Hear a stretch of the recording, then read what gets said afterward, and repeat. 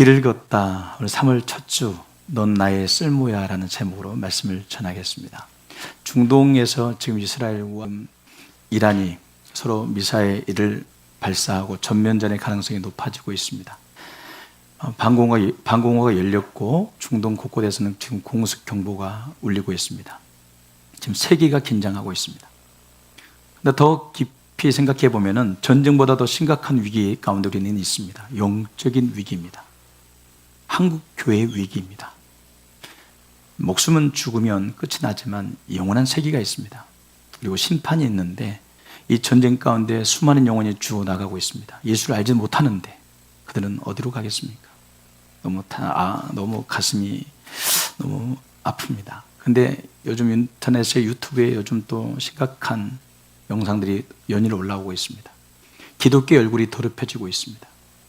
세상이 교회를 조롱하기 시작했습니다. 아니 그전에도 조롱했는데 이제 더 심해지고 있습니다. 요즘은 기독교인임을 내 자신을 세상 가운데 드러내는 걸 커밍아웃이라고 합니다. 신조어예요. 내가 예수 믿는다는 걸, 교회 다닌다는 것을 세상 가운데 드러낸다는 것은 용기가 필요한 때가 됐단 말이에요. 한국 교회를 신뢰하지 않는다가 75.5%입니다. 거의 80%에 육박합니다. 교회를 떠나고 있습니다. 청년들이 떠나고 있습니다. 교회를 다니는 것을 아무 감동 없이, 그리고 교회 다니는 것을 또 부끄러워하고 있습니다. 목요일날 애프터 전도를 하고 있는데 어떤 분이 제게 와서 이렇게 말을 하는 겁니다. 목사님, 사람들이 교회를 다 떠나고 있어요. 앞으로 교회 어려워요. 안 믿는 분이 제 걱정을 해주는 겁니다. 그 말이 제 마음을 무겁게 했습니다. 지금 우리가 살아가고 있는 시대의 모습이에요. 세계는 지금 전쟁으로 가득합니다. 지금 나만 잘 먹고 잘 살고 오늘 하루 먹고 오늘 살고 한 달 사는 인생이 아니라 영혼을 준비할 때란 말이에요. 왜 영혼을 생각하지 않습니까? 왜 오늘만 삽니까? 왜 한 달만 삽니까? 지금 마지막 때의 징조가 다가오고 있습니다. 전 세계가 전쟁의 공포 가운데 있습니다. 또 신앙이 조롱받고 있습니다. 교회가 힘을 잃어가고 있습니다. 복음이 흐려지고 있습니다. 오늘 우리는 우리 자신에게 묻지 않을 수가 없어요. 이런 시대에 나는 어떻게 살아야 합니까? 바로 이때 하나님은 하나님의 사람을, 새로운 사람을 찾고 계십니다. 세상에 주목하지 않고 있지만, 사람들이 쓸모없다고 말할지는 모르지만, 작고 연약해서 아무도 주목하지 않지만 하나님은 하나님 중심의 사람을 찾고 있습니다. 오늘 본문은 그런 사람을 하나님이 찾고 있다는 이야기입니다. 오늘 본문에 보면 하나님이 왕을 찾고 있습니다. 사울 왕이 그의 중심에 하나님이 없습니다. 기름 부어 세웠더니 하나님이 그의 중심이 없습니다. 하나님이 그를 세운 것을 탄식하십니다. 그리고 나서 한 왕을 찾겠다고 하나님 온 땅을 감찰했습니다. 그리고 이새의 아들 가운데 왕이 있음을 사무엘에게 알려줍니다. 내가 한 왕을 보았도다. 사무엘아, 가서 그에게 기름을 부어라. 더 이상 사울로 인하여 슬퍼하지 말라. 내가 이미 그를 버렸는데 네가 그를 슬퍼한다면 내가 너도 용서하지 않겠다. 사울은 모든 근심을 버리고 하나님이 세울 새로운 사람을 찾아 이새의 집으로 찾아갔습니다. 이새의 아들들이 한 명씩 지나갑니다. 엘리압이 지나갑니다. 키도 큽니다. 외모가 좋습니다. 위엄도 있었습니다. 사무엘의 마음이 움직입니다. 아, 이 사람이구나. 이는 진실로 하나님이 왕으로 세울 자구나. 그렇게 생각했는데 하나님의 사무엘상 16장 7절에 뭐라고 말합니까? 한번 앞에 한 장 앞으로 넘겨보십시오. 17절에 16장 7절에 뭐라고 말합니까? 사람은 외모를 보거니와 나 여호와는 중심을 보느니라. 용모도 보지 말고 키를 보지 말라는 거예요. 그를 이미 버렸다고 말합니다. 여러분, 하나님이 사람을 버렸대요. 사울을 왜 버린 줄 아십니까? 그의 중심에 더 이상 하나님이 없었기 때문에 하나님 버린 거예요. 하나님이 그 키도 크고 잘생긴 그 엘리압을 왜 버립니까? 그가 뭐 하나님을 버리기나 했습니까? 아니요. 하나님을 마음에 두지 않는 자를 하나님 버렸다고 말하는 겁니다. 그 앞에 가보면 하나님께서 여호와의 말씀을 버렸다고 이야기해요. 사울을 이야기할 때. 내 마음에 하나님의 말씀이 없는 인생, 내 계산과 내 감정을 따라 움직이는 인생은 하나님을 버린 자입니다. 하나님의 중심이 없는 인생은 하나님을 버린 자입니다. 그리고 하나님은 나는 그 중심에 내가 있는지, 나를 그 중심에 품고 살아가는지 나는 그것을 본다라고 말씀하는 거예요. 여러분, 교회에 나오는 것을 보는 게 아니라, 그의 헌신을 보는 게 아니라, 그의 충성을 보는 게 아니라, 그의 중심에 하나님을 두고 행하는지, 그의 방향이 하나님 때문인지, 하나님의 영광을 위한 것인지 나는 그것을 본다. 그런 사람을 찾고 있다라고 말씀하십니다. 여기서 중심이라는 단어는 단순한 감정이 아닙니다. 그의 삶의 방향이며 충성의 위치예요. 왜 충성하는지 그 이유를 묻고 있는 거예요. 너 왜 충성하니? 너 왜 어디를 향하여 나가니? 하나님 그분을 위해 나갑니다. 하나님은 그것을 중심이라고 말씀하십니다. 하나님의 영광과 하나님의 꿈과 하나님의 위한 마음을 가지고 아파하는 자들이 있습니다. 뭘 받아내는 것이 아니라 하나님의 꿈과 하나님의 비전과 하나님의 영광을 위하여 하나님의 마음을 가지고 아파하는 자들이 있습니다. 그들이 바로 하나님을 중심에 모시고 사는 자들이에요. 하나님은 외모를 보지 않습니다. 그래서 다행이에요. 하나님은 능력 보지 않습니다. 그래서 너무 다행이에요. 하나님은 재산 보지 않습니다.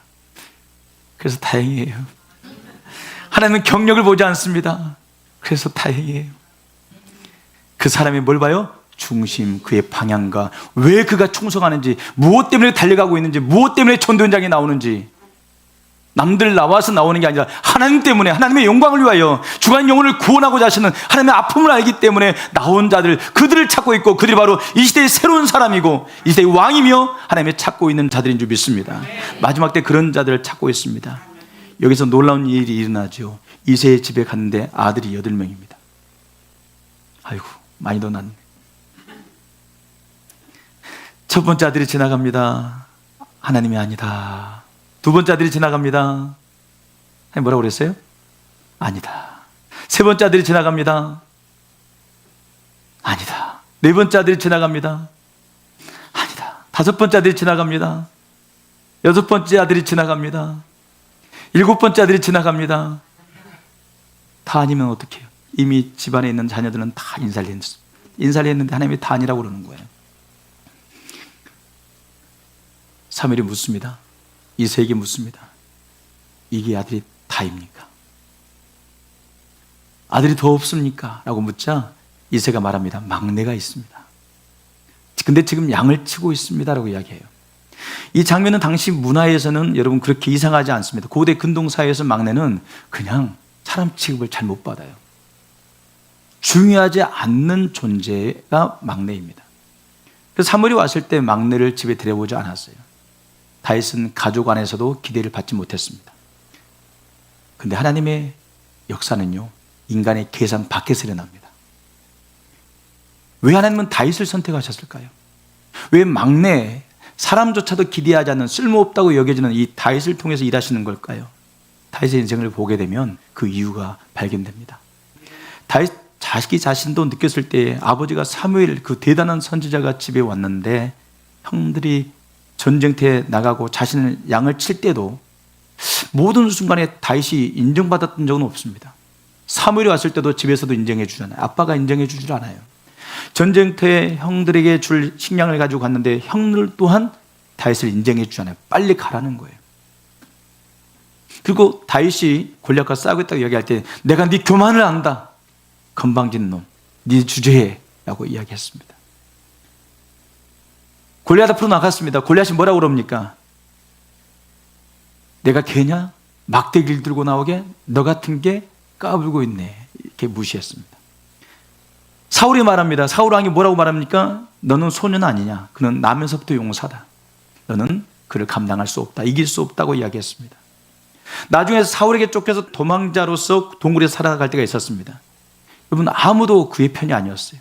옆에 있는 사람조차도 자기 편이 아닌 느낌. 여러분, 얼마나 다윗이 외로웠을까요? 얼마나 자기가 쓸모없다고 여겨졌을까요?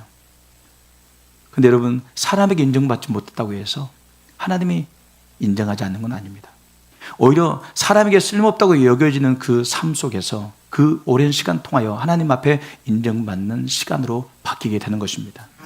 하나님은 뭘 봐요? 그 힘든 과정 속에서도, 그 버려졌다고 쓸모없다고 여기는 그 순간에도 나 홀로 아무런 힘도 없고 내 능력도 없이 엎드려 있는 그 순간에 뭘 다듬어 가시냐면 우리 중심을 다듬어 가십니다.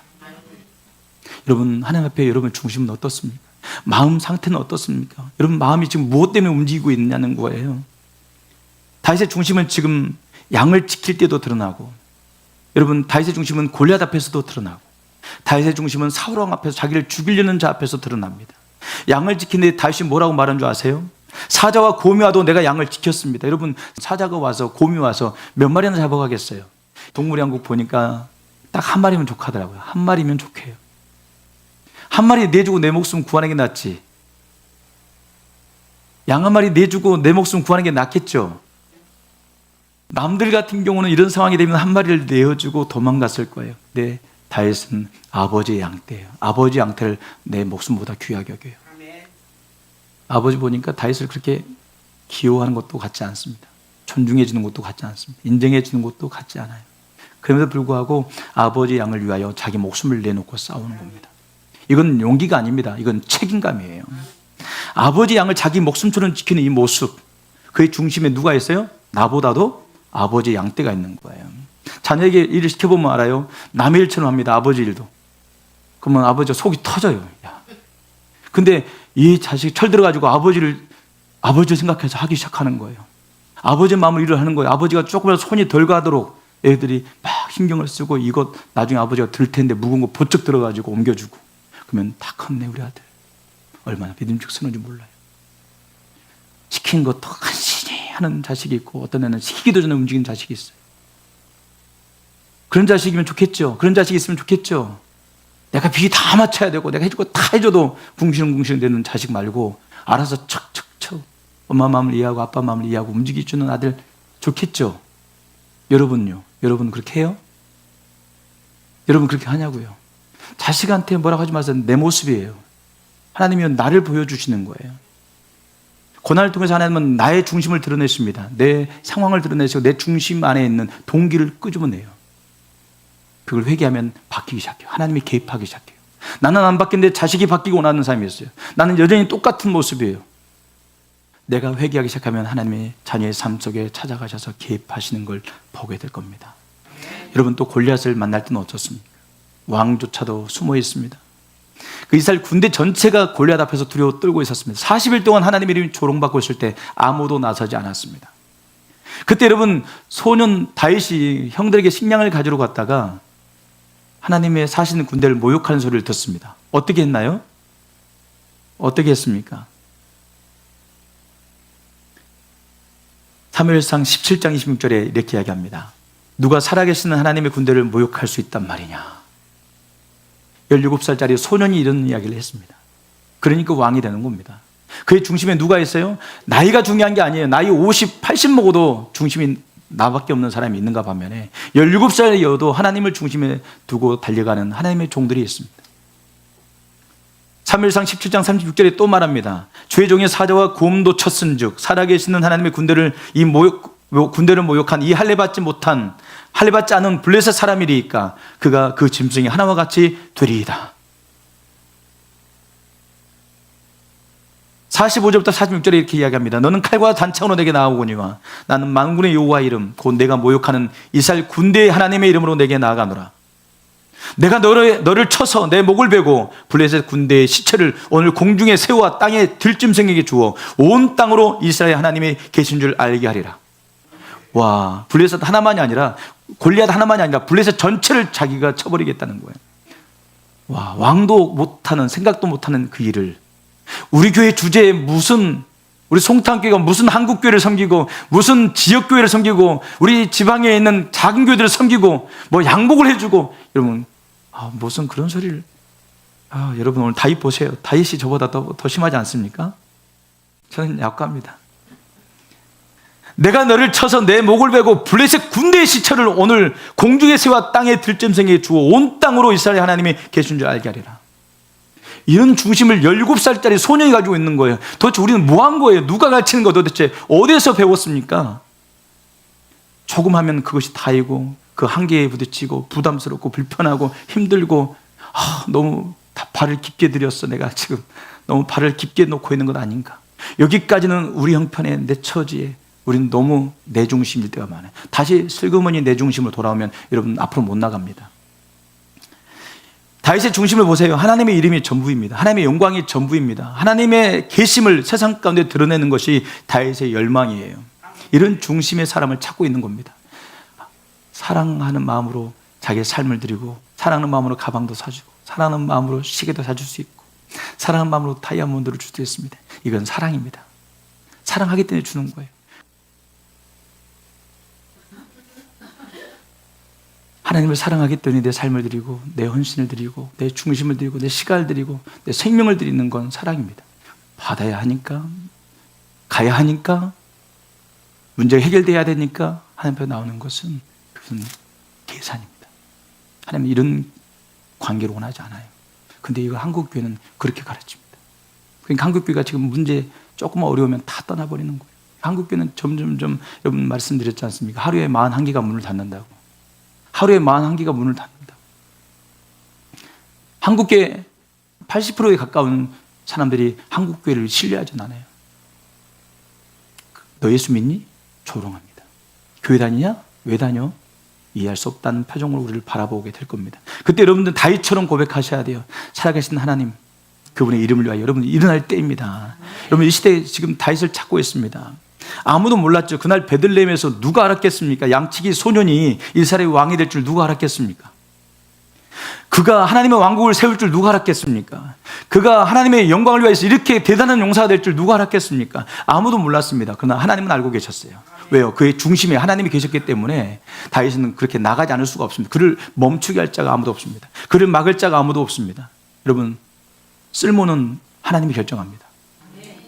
내가 주도해서 내가 쓰임받는 게 아니고 하나님이 나를 쓸모 있다고 여기시면 쓰시는 겁니다. 세상이 흔들리고 있어요. 교회가 조롱받고 있습니다. 복음이 약해지고 있습니다. 바로 이런 때 하나님은 새로운 다윗을 찾고 있습니다. 하나님을 중심에 두고 달리는 자를 찾고 있습니다. 저는 믿습니다. 오늘 우리 송탄 교회 가운데 그 중심을 가진 자들이 일어날 거라고 믿습니다. 제방회가 끝나는 날이었습니다. 한 목사님이 저에게 다가와서 수고했다고 말씀하시더라고요. 그러면 저에게 축복해 주시는데 시로 저에게 축복해 주는 거예요. 저를 감사한다 이렇게 시를 읊어주는 겁니다. 하나님, 날개를 주소서. 어디론지 나를 수 있는 날개를 주소서. 기도의 날개를, 능력의 날개를, 사랑의 날개를 도와소서. 하나님 날개를 주소서. 날개를 주소서. 무엇이든지 품을 수 있는 날개를 주소서. 그렇게 그분이 저를 축복해 주는데 얼마나 가슴이 뜨거워졌는지 몰라요. 그리고 그날 저녁에 중보기도 시간에 교회에 나왔습니다. 그리고 하나님, 한국 기독교의 얼굴을 바꿀 수 있는 능력을 송탄교회에 주십시오.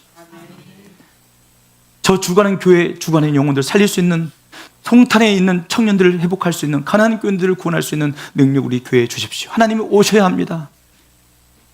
제 중심 가운데 하나님을 영화롭게 하고자 하는 열망이 부어지는 거예요. 하나님의 이름을 어떻게 하면 세상 가운데 다시 회복할 수 있을까? 어떻게 하면 한국교회가 다시 한국 가운데 이 대한민국 안에서 다시 그 능력과 그 평안 그리고 그 소망을 다시 회복할 수 있을까를 생각했습니다. 근데 그 중심을 품는 순간 하나님이 제 마음속에 이런 마음을 주시는 거예요. 그 중심을 가진 자를 찾고 있노라. 여러분, 하나님 우리가 중심을 품는 걸 보고 계셔요. 하나님은 뭘 보신다고요? 여러분 안에 어떤 중심이 있는지 하나님은 다 보고 있어요. 그 중심이 자리 잡기를 원하고 있단 말이에요. 찬양할 때 어떤 중심으로 찬양하십니까? 예배할 때 어떤 중심으로 예배하십니까? 주 앞에 나올 때 어떤 중심입니까? 내 삶을 통해서, 내 시간을 통해서, 내 인생을 통해서 하나님 앞에 어떤 중심을 가지고 달려가고 계시냐고요. 하나님은 그 중심을 정확하게 보시고 그 중심을 가진 자를 찾고 있습니다.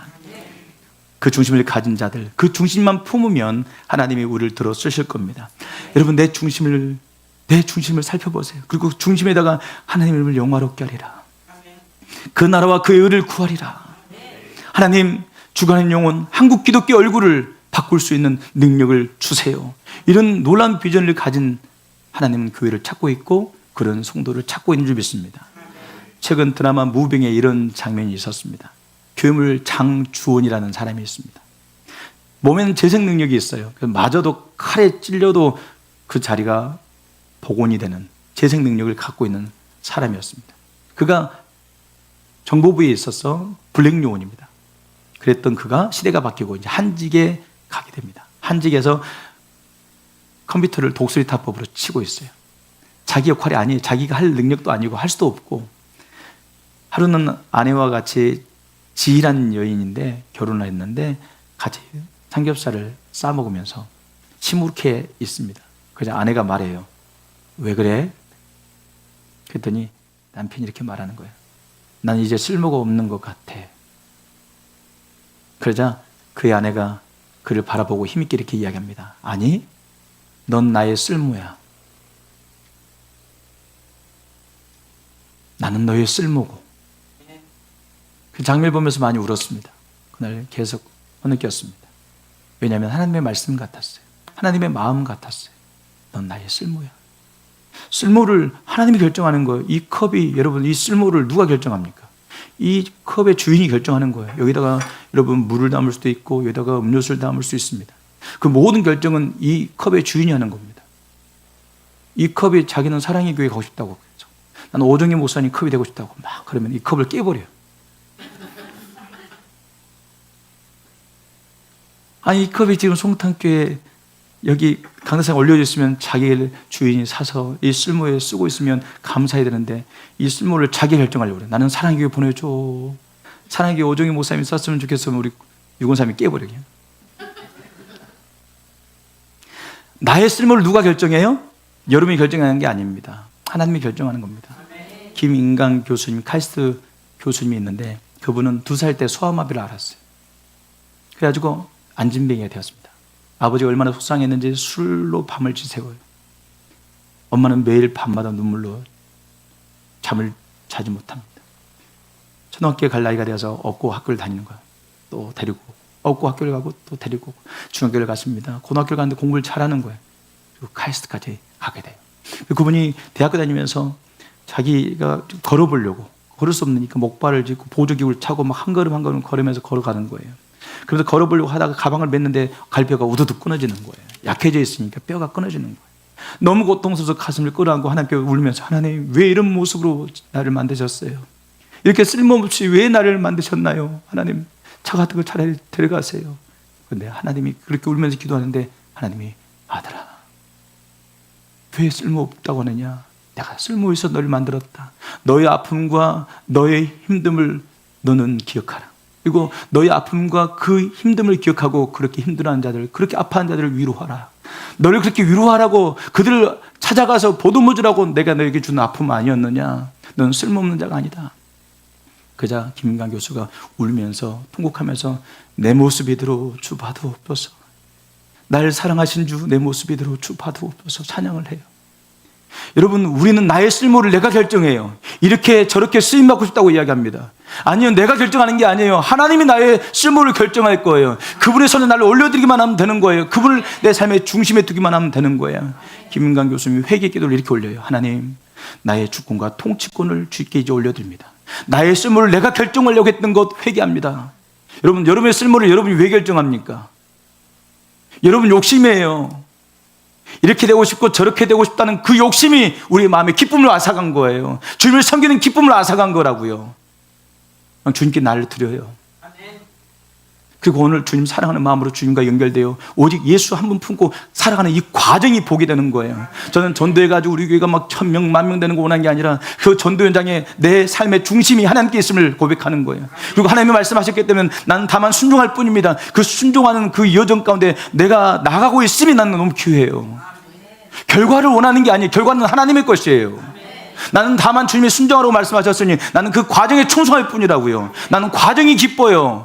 송탄교회 이렇게 함께 있는 이 자리, 뭔가 결과가 보여서 가득 차 있는 모습을 원하는 게 아니라 이 과정 속에도 나는 주님을 찬양하고 있고 이 연약함 속에도 주님만 의지하고 있고 아무리 내 눈에 결과가 보이지 않아도 나는 주님을 사랑하고 있고 나는 이게 나한테는 귀하다고요. 왜 항상 결과, 왜 내가 원하는 성과, 내가 원하는 그 위치만 생각하는지 모르겠어요. 왜 하나님을 이용하십니까? 그 위치로 나를 이끌어줄 하나님이 아니라 그 하나님과 동행하고 있는 이 자리, 주님과 함께 서 있는 이 순간이 귀한 것 아닙니까? 내 인생이 빈배 인생처럼 보이지만 주님이 계시느냐 안 계시느냐, 이것이 내 인생의 가장 귀한 여러분 질문이에요. 결과를 원하는 게 아니라 나는 예수 있는 인생인가 예수 없는 인생인가, 내 삶의 중심에 예수가 있는가 없는가, 여러분 자신에게 물어보십시오. 그게 축복이에요. 예수 모시고 상황과 환경이 없는데도 기뻐하고 즐거워하고 찬양하고 순종하고 영광 돌리고 다 됐을 때 누가 영광 못 돌려요?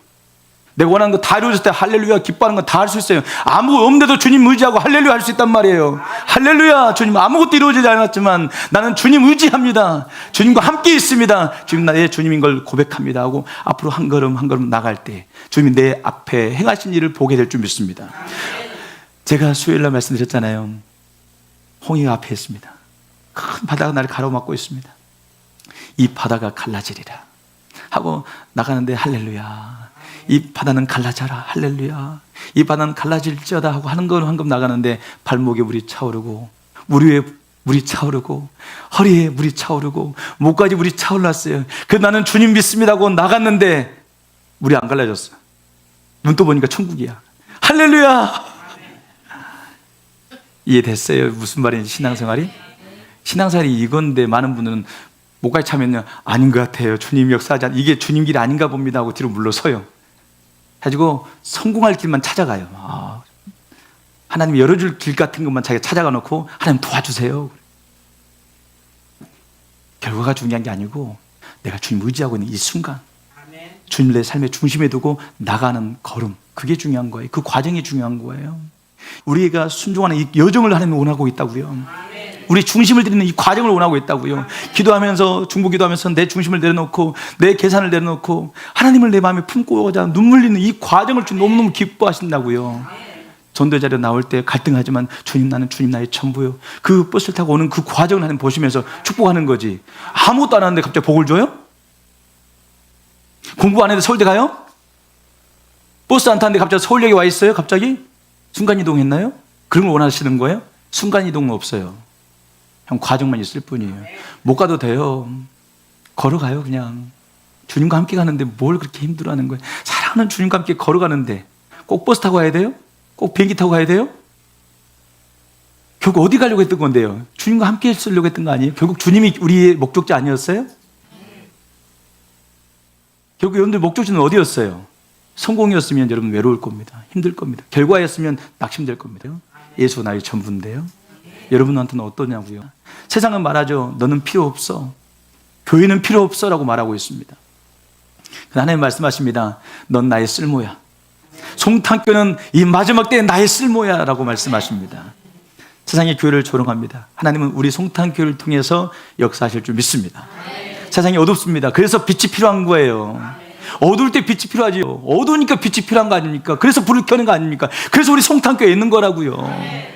여러분 마음에 능력은 없어도 괜찮아요. 하나님의 능력을 주실 거예요.